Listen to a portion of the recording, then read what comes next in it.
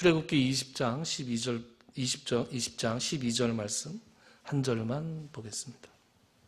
우리 다 같이 함께 읽죠. 시작. 내 부모를 공경하라. 그리하면 내 하나님 여호와가 내게 준 땅에서 내 생명이 길리라. 아멘. 우리 십계명 강해를 해나가고 있는 중에 있죠. 그런데 제가 일부러 맞춘 것도 아닌데 오늘 하필 이 5계명 말씀이 딱 걸렸어요. 그렇죠? 근데 오늘이 마침 어버이 주일이죠. 그래서 이렇게 하려고 일부러 해도 못하겠다. 하나님의 역사가 참 신묘막측하다. 그런 생각을 하면서 제가 혼자서 미소를 지었습니다. 그런데 말이죠. 저는 이제 설교를 순서대로 하잖아요. 순서대로 하다 보니까 항상 다음 주일 본문이 정해져 있단 말이에요. 근데 이제 1계명, 2계명, 3계명 하면서 이제 5계명이 다가오고 있는데 개인적으로 굉장히 부담스러웠어요. 5계명. 제 부모님들도 이 설교를 들으실 텐데, 우리 아들 말은 참 잘하네. 그러실 것 같아서, 이 효자도 아닌 놈이, 내 부모를 공경하라. 이런 말씀을 전해야 되니 참 굉장히 부담스럽지만 따지고 보면 이 말씀만 부담스럽겠어요? 제가 어떤 말씀을 전하고 나는 정말 그 말씀에 본보기가 될 수 있다. 이런 자부심을 가지고 말씀을 증거할 수 있는 것이 얼마나 되겠습니까? 부족한데 내가 이런 말씀을 전할 자격이 되나? 이런 생각을 하면서도 우리 함께 은혜를 받자. 함께 하나님의 말씀을 상고하자. 그런 생각으로 이 말씀을 전하게 되는 것이죠. 특별히 부담스러운 말씀이긴 하지만 설교자만이 져야 하는 십자가다 이렇게 생각하고 내 부모를 공경하라 이런 말씀을 좀 전해볼까 합니다. 내 부모를 공경하라 이 말씀을 놓고 우리가 제일 먼저 생각해야 될 것은 무엇인가? 왜 하필 이것이 계명으로 포함되었는가 하는 거예요. 당연하기 때문에 포함된 것인가? 여러분, 당연한 말씀이라고 해서 다 계명에 포함되는 것은 아니죠. 예를 들면 부모가 자식을 사랑하는 것처럼 당연한 게 어디 있습니까? 그런데 내 자식을 사랑하라. 이렇게 계명에 없잖아요. 내 부모를 공경하라라는 계명만 있습니다. 왜 부모를 공경하라는 말씀은 계명으로 주셨는가? 이것은 너무나 당연한 일이지만 너무나 어렵기 때문에 그렇다. 이어령 교수라는 분이 있었죠. 우리나라에 몇 안 되는 석학으로 꼽히셨던 분, 지금 고인이 되셨죠 아마? 네. 몇 년 전에 돌아가신 걸로 알고 있는데 이어령 교수가 쓴 책 중에서 80초 생각 나누기라는 책 중에서 이런 글이 나옵니다. 동영상으로도 막 돌아다니는 내용이라 여러분들께서 보셨을 수도 있는데 이런 이야기가 있어요. 제가 읽어드릴게요. 고요한 가을날 까치 한 마리가 뜰로 날아왔습니다. 치매 기운이 조금 있는 노인이 아들에게 물었습니다. 얘야, 저 새가 뭐냐? 까치요. 아버지는 조금 후에 다시 묻습니다. 얘야, 저 새가 뭐지? 까치라니까요. 아버지는 창밖을 보시더니 또 물어보십니다. 얘야, 저 새가 무슨 새라 그랬지? 몇 번이나 대답해야 아시겠어요. 까치라고요, 까치라고요. 그때 옆에서 이것을 가만히 듣고 계시던 어머니가 안타까운 듯이 말씀하셨습니다. 아범아, 너는 어렸을 때 저게 무슨 새냐고 100번도 더 물었단다. 그때마다 아버지는 까칠한다 하면서 100번도 넘게 대답하시면서 그걸 물어보는 네가 귀여워서 네 머리를 쓰다듬어 주곤 하셨어.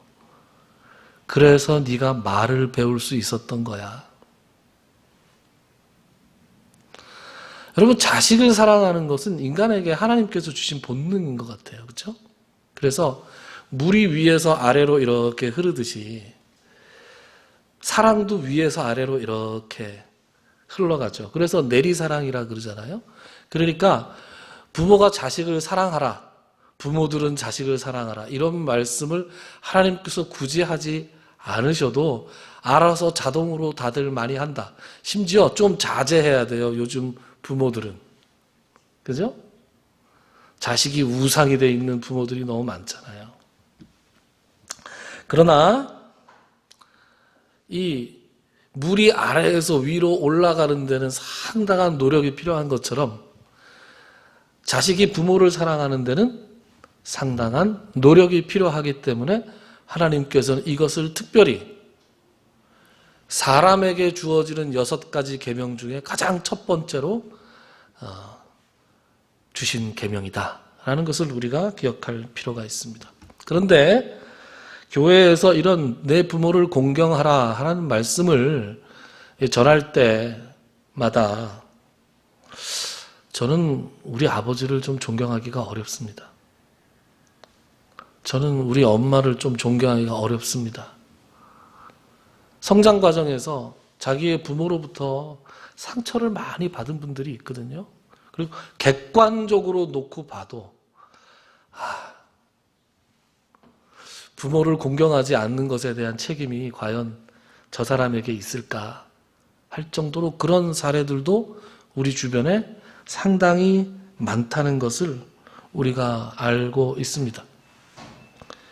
부모 노릇을 아주 잘하기는커녕 자식들에게 온갖 상처만 주는 부모들이 얼마나 많은지 상당히 있는 것도 사실이에요. 그리고 자기가 가지고 있는 어떤 부모에 대한 기억이 별로 좋지 못한 사람들 같은 경우에 이런 말씀에 또 아멘 하고 시원하게 아멘 하면서 받아들이기가 쉽지 않고 거부감을 가지는 것도 사실이죠. 이해합니다. 충분히 그럴 수 있다고 생각을 합니다. 그런 부분에 대해서는 또 다룰 시간이 언젠가 있지 않을까 하면서 오늘 다만 이제 이런 이야기를 좀 드리고 싶어요. 사실 우리가 다 모관한 존재들 아닙니까? 사람들은 다 모관한 존재인데 공경의 대상이 될 만한 자격이 있는 사람이 몇 명이나 있겠습니까? 자격을 논하자고 치고 언행심사를 하나하나 다 평가를 하면 나는 공경을 받을 만한 부모다라고 나설 수 있는 사람이 얼마나 있겠어요? 하나님의 말씀이, 하나님의 계명이 이런 현실을 무시하고 주어진 계명이라고 저는 생각하지 않습니다. 그러니까 하나님께서 내 부모를 공경하라 이렇게 말씀하셨을 때는 그 부모가 공경을 받아 마땅한 여러 가지 조건들을 다 인간적으로 갖추고 있기 때문에가 아니라 그 존재 자체가 공경받을 존재이기 때문에 공경하라고 말씀하고 있습니다. 여러분, 인간에게 가장 소중한 게 뭐죠?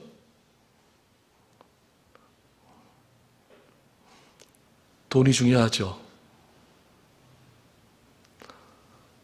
돈보다 더 중요한 거. 제가 예전에 알고 지냈던 어떤 목사님은 아이패드를 그렇게 좋아하셨어요. 아이패드.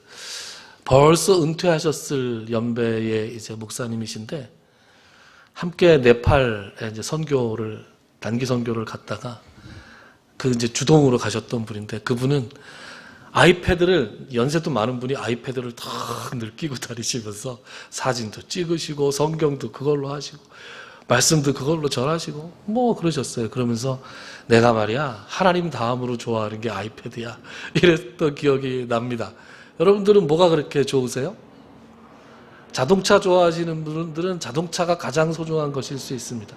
인간에게 소중한 것들이 굉장히 많지만 그러나 가장 중요한 게 뭡니까? 소중한 게 자기의 생명이겠죠. 자기의 목숨보다 소중한 게 있겠습니까? 그런데 그 목숨을 누가 주셨습니까? 부모님이 주셨죠. 부모를 왜 공경을 해야 되는가라는 질문에 대한 첫 번째 대답은 존재론적인 이유예요. 누가 나를 이곳에 있게 했는가? 생명을 창조하시고 생명을 주관하시는 분은 하나님이십니다. 그러나 부모님은 그 생명을 나에게 전달해 주신 분이죠. 그래서 어떤 신학자는 어머니를 하나님의 창조의 동역자다 이렇게 말하기도 했습니다. 제가 예전에 그 분당 우리 교회 이찬수 목사님 설교를 듣다가 재밌는 얘기를 들었는데 그 교회 교인들은 안 웃더군요. 근데 저는 저 혼자 웃었는데 그분은 이제 그런 얘기를 하더라고요. 자기가 5남매 중에 막내인데 이 5남매 중에 막내라는 생각을 하면서 갑자기 소름이 쫙 등골이 오싹했다는 거예요. 야, 요즘 부모들 같으면 내가 이 세상에 존재하질 않았겠구나. 누가 5이나 낳고 있겠냐고요. 그래서 5남매 중에 막내로, 그것도 넷째하고 자기하고 자기 누나하고 차이가 6년이나 난대요. 그래서 요 놈을 낳을까 말까 하다가 낳아주셔서 얼마나 감사한지 모르겠다. 여러분, 우리가 사는 과정에서 인생이 너무 힘들면 어머니 저를 왜 낳으셨나요? 뭐 이런 얘기를 할 때도 있잖아요. 그런데 그게 참 어리석고 못할 이야기죠. 여러분, 우리가 한번 그렇게 생각을 해보자고요. 우리가 어떤 사고를 당했거나 어떤 목숨이 왔다 갔다 하는 그런 위기에 처하거나 아니면 몹쓸 질병에 걸려서 우리가 도저히 이 병에서 벗어날 수 없다고 할 때 그 질병을 어떤 의사 선생님이 고쳐준다거나 아니면 어떤 사고에서 나를 누가 건져준다거나 그랬을 때 우리가 그 사람을 내 평생의 생명의 은인으로 내 목숨을 살려준 은인으로 감사하면서 그분을 대하지 않겠습니까? 그런데 부모님은 그 목숨을 애초에 주신 분이라고요. 그리고 평생 당신의 수명이 다하는 그때까지 자식들을 향해서 AS를 계속해 주시잖아요. 세상에 이런 분이 어디에 있습니까? 그런 존재에 대해서 우리가 도대체 나의 병을 고쳐준 사람을 생명의 은인이라고 부른다면 부모님은 도대체 뭐라고 불러야 됩니까? 우리가 가만히 생각해 보면 나를 이 세상에 존재하게 해 주신 것 그 자체로만으로도 부모님은 공경의 대상이 될 수 있다라는 것이죠. 히브리어로 공경이라는 단어가 카베드라 그래요. 그 카베드를 명령어로 하면 카베드인데 그 카베드의 뜻이 무겁다라는 뜻이래요. 무겁다. 그러니까 이걸 명령어로 하면 무겁게 여겨라 이런 뜻이라고 합니다. 그러니까 내 부모님을 공경하라라는 뜻은 내 부모님을 무겁게 여겨라. 가볍게 여기지 말라. 존중하라 이런 뜻이죠. 그런데 구약 학자들의 말에 따르면 구약 성서에서 이 카베드라는 단어가 딱 4번 쓰였는데 2번은 하나님께 쓰였고요. 2번은 부모님께 쓰였다고 해요. 그러니까 이 세상에서 이 우주 만물 아니죠. 하나님은 우주 만물에 들어가지 않으니까 이 인간이 공경해야 되는 대상, 우리가 정말로 무겁게 존중해야 되는 대상은 하나님 다음에는 부모님밖에 없다는 거예요. 그리고 그 어떤 대상을 상대로도 이 공경하라라는 표현을 성경이 쓰고 있지 않다는 것입니다. 그러니까 공경의 대상이 하나님과 부모님 이 두 존재밖에 없다라고 할 때 이 부모님의 위치가 어떤 것이라는 것을 하나님께서 부모라는 존재를 어떤 위치에 두셨는가라는 것을 우리가 알 수 있지 않겠습니까? 부모를 공경하라라는 말씀, 왜 공경해야 하는가? 그 첫 번째는 존재론적 이유다. 그런데 두 번째는 현실적인 이유도 있습니다, 여러분. 현실적인 이유가 뭐냐? 우리가 복받고 오래 살고 싶으면 부모님을 공경해야 됩니다. 출애굽기 20장 12절 다시 한번 보세요. 내 부모를 공경하라. 그리하면 내 하나님 여호와가 내게 준 땅에서 내 생명이 길 것이다. 여러분, 인간에게 주신 계명이 총 6가지인데 이렇게 꼬리표가 붙은 무언가가 붙어있는 계명은 이 5계명밖에 없습니다. 나머지 계명들은 명령밖에 없어요. 한번 보실까요? 20장 12절부터 17절 제가 읽을게요. 13절 살인하지 말라, 간음하지 말라, 도둑질하지 말라, 내 이웃에 대해서 거짓 증거하지 말라, 내 이웃의 집을 탐내지 말라, 내 이웃의 아내나 그의 남종이나 그의 여종이나 그의 소나 그의 낙이나 물은 내 이웃의 소유를 탐내지 말라, 이렇게 되어 있습니다. 17절이 굉장히 긴데 가만히 보면 뭐가 꼬리표가 달려 있는 건 아니에요. 뭘 하지 말라는 말씀을 좀 구체적으로 써놓은 것입니다. 그래서 여러분, 이 5계명이 나머지 6계명부터 10계명까지 10번째 계명까지와 구분되는 점이 뭐냐 하면, 첫 번째는 5계명은 긍정적인 명령이라는 거예요. 뭘 해라 라는 명령입니다. 나머지는 다 하지 말라, 부정적인 명령이죠. 그리고 두 번째는 이 5계명에는 상이 따라온다. 하나님이 프로모션을 하셨다는 거예요. 그런데 6계명부터 10번째 계명까지는 이 명령들을 어기면 벌이 있죠. 그러나 5계명은 이 계명을 지키면 상이 있는 유일한 계명이다. 그래서 사도 바울은 이 대목을 인용하면서 에베소서 6장 1절부터 3절까지의 말씀을 보면 이런 말씀을 하죠. 자녀들아, 주 안에서 너희 부모에게 순종하라. 이것이 옳으니라. 내 아버지와 어머니를 공경하라. 이것은 약속이 있는 첫 계명이다. 약속이 딸려있는 첫 계명. 하나님께서 어떤 상을 주시겠다고 약속한 계명이 유일하게 이거라는 거예요.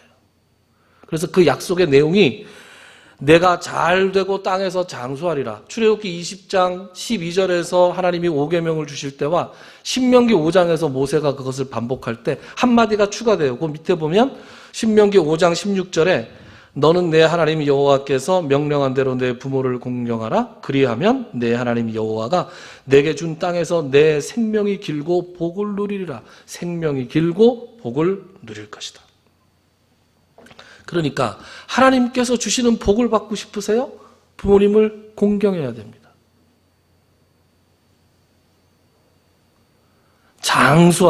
오래 살고 싶으세요? 부모님을 공경해야 됩니다. 좋은 거 먹고 운동하고, 여러분 자식들한테 잘해서 내가 이 자식들한테 나중에 내가 이렇게 잘해서 내가 정말 올인해서 뭔가 자식들한테 잘하면 이 녀석이 내 노후에 잘할 것이다. 천만에요. 그렇지 않습니다.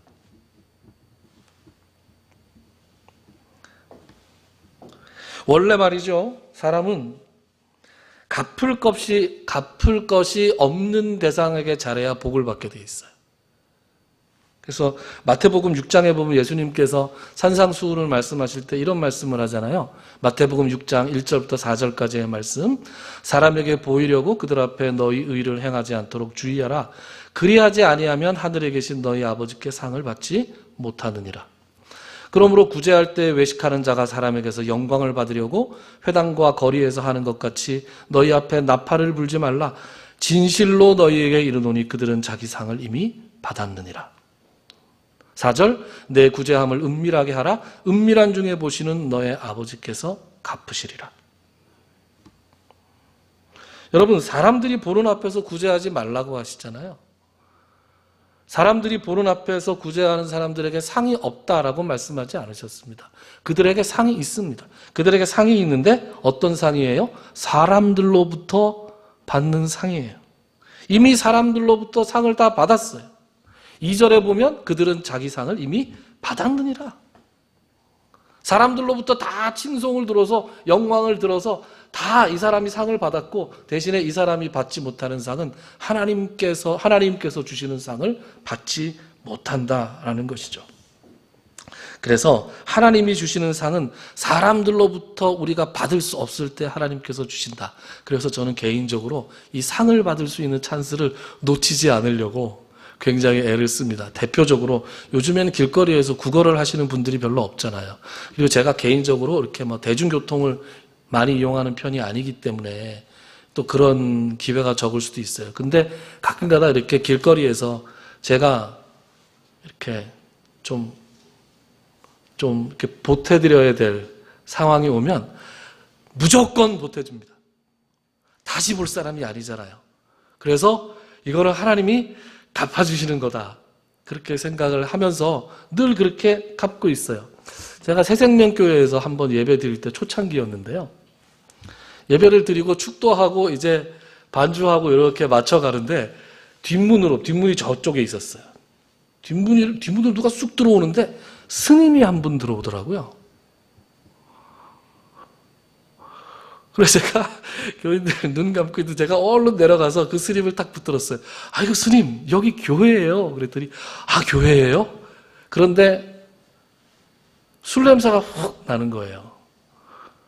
그러면 스님인지 아닌지도 의심스럽죠? 네. 그래서 제가 이렇게 얼른 밖으로 모시고 나가면서, 스님 여기 교회인데 이거 어떻게 오셨어요? 그랬더니, 여기 배가 고파서 왔어요. 배가 고파서. 그래서 드려야 되겠다. 그리고 주머니를 딱 뒤졌는데 지폐가 한 장 있는데 5만 원짜리가. 스님 이거 4만 원만 거슬러 달라 그럴 수도 없고. 그래서 그분이 5만 원을 받고 눈이 동그래져가지고 엘리베이터로 타고 내려가면서 저한테 뭐라 그랬는지 아십니까? 성불하십시오. 이렇게 얘기하고 갔어요. 그래서 한편으로 은근히 걱정이 됐어요.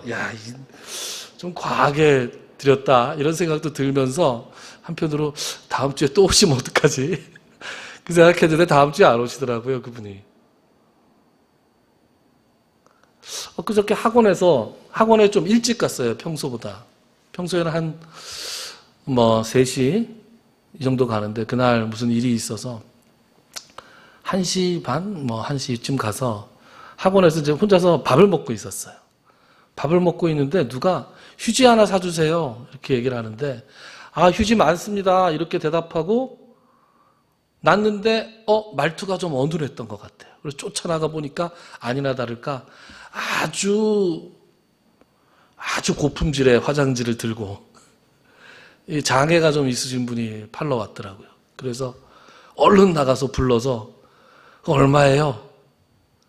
그래서 10,000원이라 그러길래 얼른 10,000원을 주고 그걸 샀습니다. 내가 무슨 얘기하는 거예요? 저는 그걸 하나님께서 내가 복받을 수 있는 기회를 주시는 거라고 생각하기 때문에 그런 기회가 오면 어떻게 해서든 놓치지 않으려고 애를 씁니다. 다시 만날 일이 없는 사람들을 돕는 기회가 우리에게 있다면 그거야말로 우리가 복받을 수 있는 기회고, 경제적인 능력이 없는 부모님들은 그런 면에서 복덩어리입니다. 무슨 말씀이신지 알겠죠? 자식한테 지나치게 잘해서 그 자식을 이기적으로 만들어서 나중에 그 자녀로 인해서 마음 상할 일이 많을지 모르지만 우리가 노후가 걱정되고 건강이 걱정되고 나중에 무병장수할 것이 걱정이 되면 누구한테 잘해야 돼요? 부모님한테 잘해야 된다. 우리가 부모님에게 하는 것을 하나님 당신에게 해 주시는 것으로 받아들여 주신다. 쳐주신다. 라는 것이죠. 여러분, 우리가 하나님께 드릴 수 있는 게 뭐 없습니다. 우리가 하나님께 드릴 수 있는 게 뭐가 있습니까? 하나님께서 다 가지고 계신데 우리가 물질을 드린다 한들 하나님이 그거를 쓰시겠습니까? 우리가 하나님께서 드릴 수 있는 것은 가장 좋은 것이 찬양이죠. 우리가 최선을 다해서 준비해서 하나님께 드리는 찬양, 이것이야말로 하나님이 기뻐하시는 것이고 우리가 하나님께 교제하는 이 기도가 굉장히 하나님께서 기뻐 받으시는 제사지요. 그리고 하나님께서 내가 저 사람들한테 하면 내가 나한테 한 걸로 쳐줄게. 이렇게 말씀하신 첫 번째가 뭐예요? 우리 주변에 있는 작은 이웃들. 예수님께서 마태복음 25장에서 그렇게 말씀하시잖아요. 여기 있는 내 형제 중에 지극히 적은 자 하나에게 한 것이 곧 내게 한 것이다. 그렇게 말씀하시잖아요. 그리고 또 한 가지, 부모님. 부모님한테 우리가 최선을 다해서 무언가를 할 때 그 부모님으로 인해서 하나님께서 우리에게 복을 주실 것이다. 너희에게 생명이 길게 해줄 것이다. 그렇게 약속해 주셨다는 겁니다. 부모님이라는 존재는 이렇게 공경을 해야 될 존재인데, 첫째는 존재론적 이유 때문에 공경해야 되고, 두 번째는 현실적으로 우리가 복을 받기 위해서도 가장 투자를 해야 될 곳이 있다면 부모님들한테 투자를 해야 된다. 그런 말씀을 드렸는데, 그 연장선상에서 우리가 어떻게 부모님을 모셔야 하는가? 당연히 첫 번째로 물질적으로 봉양을 해야 되겠죠. 생활비와 용돈을 최선을 다해 드릴 수 있어야 됩니다. 마가복음 7장과 또 마태복음 15장인가요? 그렇게 보면은 예수님께서 이 부모님들을 잘 봉양하지 않는 이 바리새인들, 이 유대인들을 향해서 아주 질타하는 그런 장면이 나오죠. 마태복음 7장 9절부터 13절까지의 말씀을 제가 읽겠습니다. 또 이르시되 너희가 너희 전통을 지키려고 하나님의 계명을 잘 저버리는도다. 모세는 내 부모를 공경하라 하고 또 아버지나 어머니를 모욕하는 자는 죽임을 당하리라 하였거늘 너희는 이르되 사람이 아버지에게나 어머니에게나 말하기를 내가 드려 유익하게 할 것이 고르반 곧 하나님께 드림이 되었다고 하기만 하면 그만이라 하고 자기 아버지나 어머니에게 다시 아무것도 하여 드리기를 허락하지 아니하여 너희가 전한 전통으로 하나님의 말씀을 폐하며 또 이 같은 일을 많이 행하느니라. 부모님을 봉양해야 돼요. 그런데 예나 지금이나 부모님을 봉양하는데 시간과 물질이 드니까 이 물질과 시간, 특별히 이 물질을 아까워하는 못된 자식들이 많았다는 거죠. 그래서 당시 유대인들도 고르반이라는 제도를 악용했습니다. 고르반이라고 하는 것은 재물, 헌물 이런 뜻인데요. 자기가 하나님 앞에 서원한 것이 이루어진 데 대한 사례로 하나님께 바치는 것을 고르반이라고 했습니다. 예를 들어 양 2마리가 있어서 그 양 2마리를 부모님께 이게 봉양을 할 건데 이거 하나님께 드릴 예정입니다. 고르반 이렇게 얘기하면 하나님이 우선이겠어요? 부모님이 우선이겠어요? 하나님이 우선이지. 이렇게 그 사람들이 판단을 하고 이거 하나님께 우선적으로 드려야 될 것이기 때문에 부모한테는 안 드려도 된다.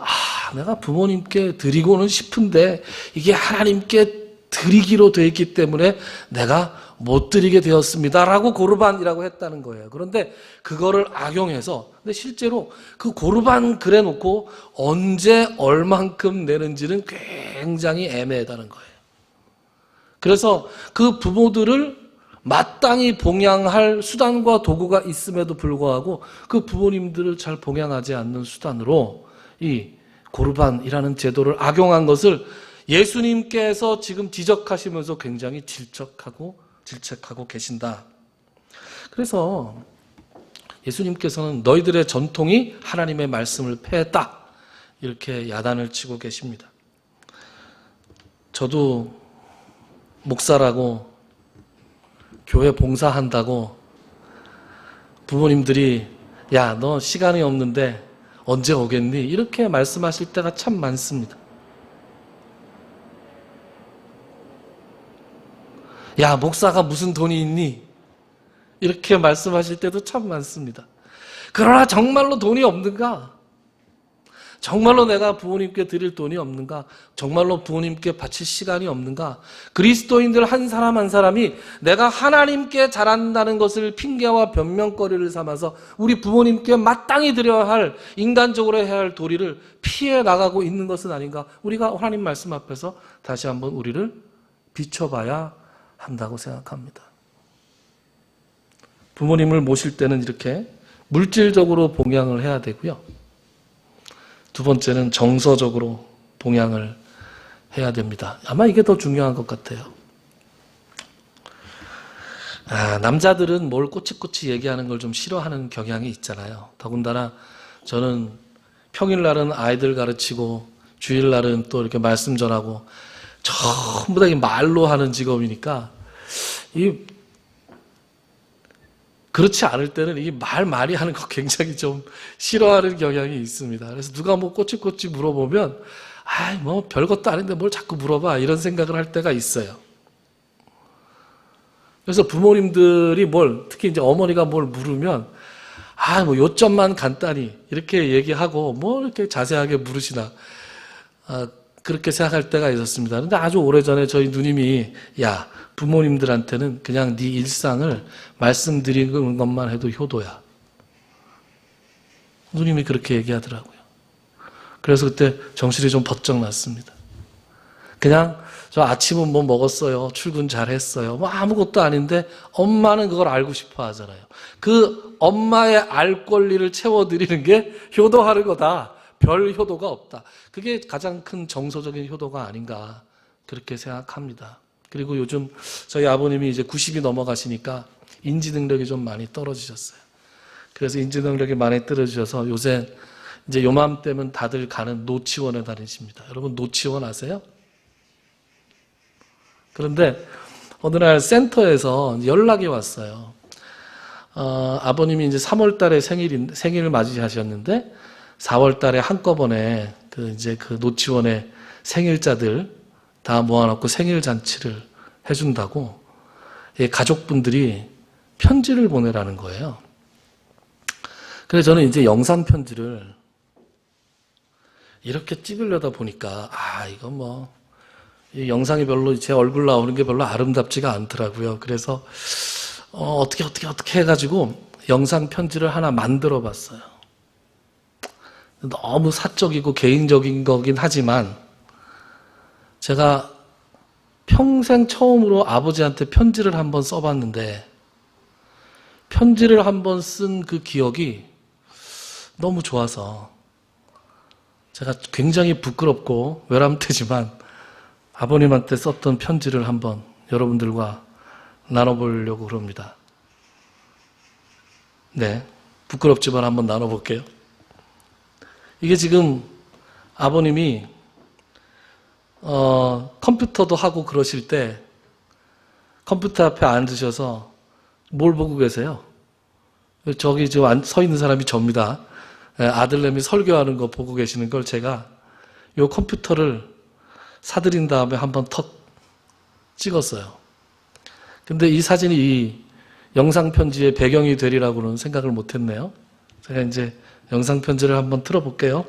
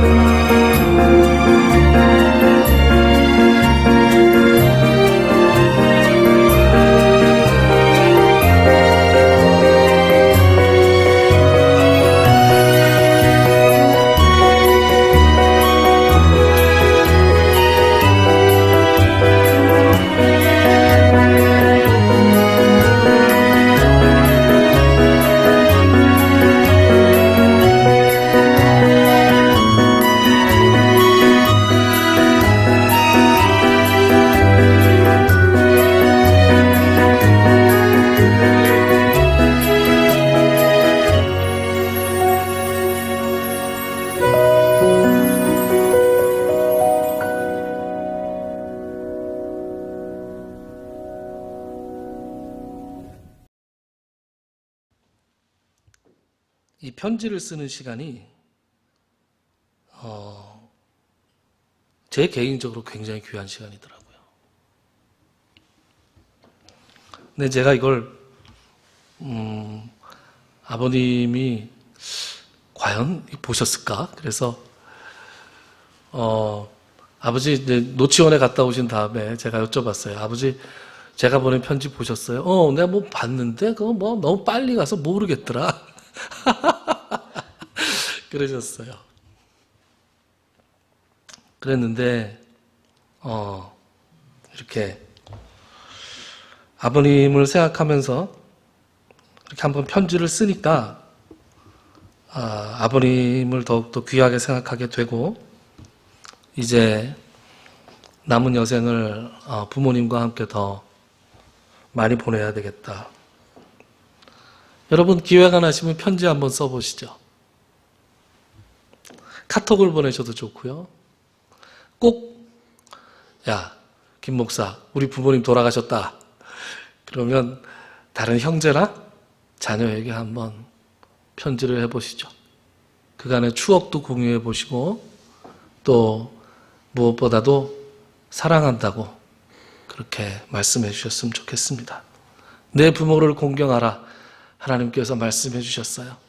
우리가 우리의 부모님 또 앞으로 부모가 될 우리의 자녀를 위해서도 우리가 부모님을 공경하는 이 하나님의 계명에 충실한 사람들이 되어야 되겠다. 그렇게 살 수 있기를 주님의 이름으로 축원합니다. 기도하겠습니다.